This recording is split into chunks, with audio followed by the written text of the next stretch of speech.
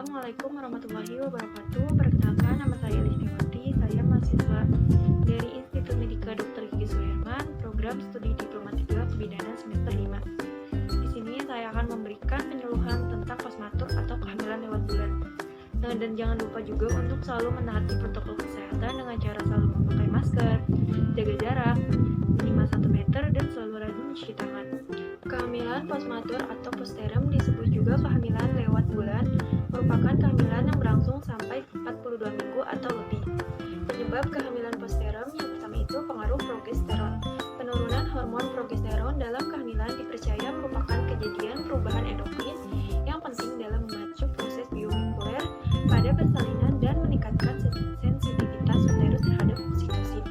Sehingga beberapa penulis menduga bahwa terjadinya kehamilan postpartum karena masih berlangsungnya pengaruh progesteron. Yang kedua itu ada teori oksitosin. Pemakaian oksitosin untuk induksi persalinan pada kehamilan postpartum memberi kesan atau dipercaya bahwa oksitosin secara fisiologis memegang peranan penting dalam menimbulkan persalinan, dan pelepasan oksitosin dari neurohipofisis ibu hamil yang kurang pada usia kehamilan lanjut diduga sebagai salah satu faktor penyebab kehamilan postpartum. Teori kortisol atau ACTH. Dalam teori ini dianjurkan bahwa sebagai pemberi tanda untuk dimulainya persalinan adalah janin. Diduga akibat peningkatan tiba-tiba kadar kortisol plasma janin, kortisol janin akan mempengaruhi plasma sehingga produksi progesteron berkurang dan memperbesar sekresi eksogen.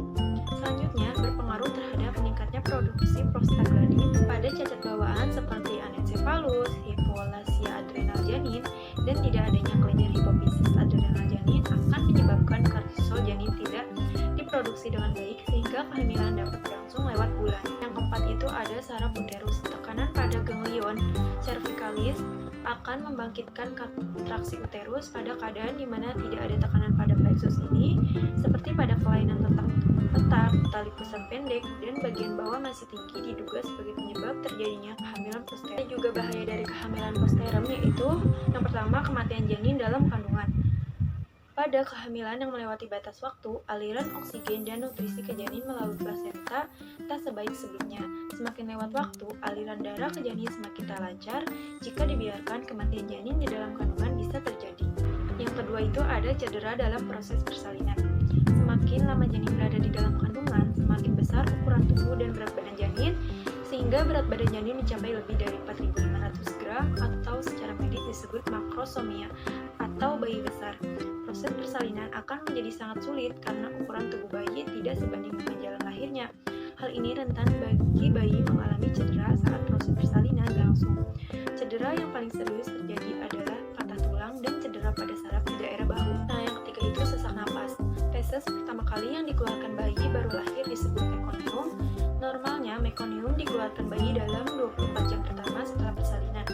Namun pada kondisi kehamilan postmatur, mekonium tersebut bisa dikeluarkan saat bayi masih ada di dalam rahim.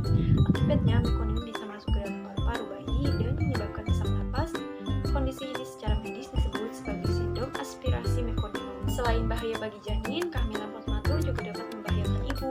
Ukuran janin yang besar pada kehamilan postmatur menyebabkan proses persalinan lebih sulit, robekan pada daerah vagina menjadi lebih luas, dan kemungkinan perlunya operasi sesar juga lebih tinggi. Faktor yang mungkin mempengaruhi seorang ibu mengalami kelahiran postmatur, yang pertama itu anak pertama, yang kedua itu melahirkan anak laki-laki, yang ketiga itu sebelumnya pernah melahirkan, yang keempat itu ibunya obesitas. Kehamilan postmatur juga bisa dideteksi secara dini. Yang pertama itu bisa melihat riwayat haid atau haid pertama hari terakhir.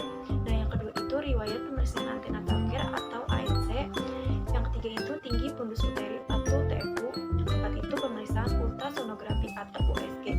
Yang kelima itu pemeriksaan radiologi. Yang keenam itu bisa pemeriksaan laboratorium. Sekian video dari saya, kurang